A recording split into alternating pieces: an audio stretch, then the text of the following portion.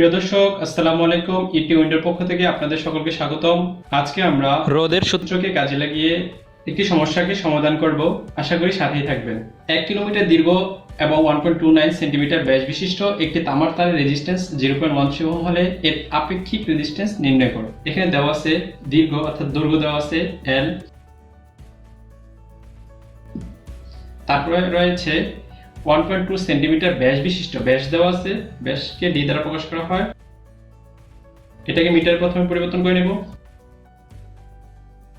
রোধের সূত্র থেকে আমরা জানি ρL/A। তো আমাকে এখন এই ব্যাস থেকে প্রস্থচ্ছেদের ক্ষেত্রফল বের করতে হবে। তো প্রস্থচ্ছেদের ক্ষেত্রফলের সূত্র আমরা জানি A = πd²/4।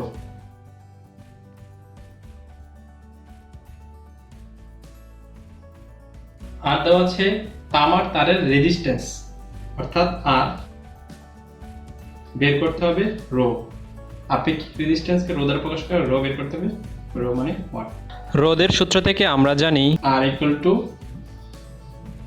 ρL/A, বা রো বের করতে হবে যেহেতু, সেজন্য রো এর পাশে নিয়ে আসলাম, আর গুণন করলাম, আর গুণন করলে আর এ উপরে চলে যায়, এ পাশে নিলে আর এল নিচে চলে আসবে।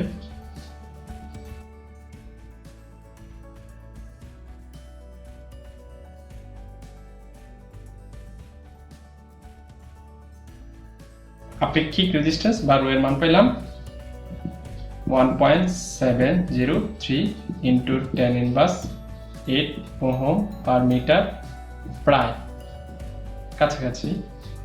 এটি হচ্ছে অ্যান্সার। প্রিয় দর্শক, আশা করি অঙ্কটি বুঝতে পারছেন। যদি বুঝে থাকেন তাহলে অবশ্যই সাবস্ক্রাইব করবেন আমার চ্যানেলটি এবং কোনো প্রশ্ন থাকলে অবশ্যই কমেন্ট বক্সে জানাবেন।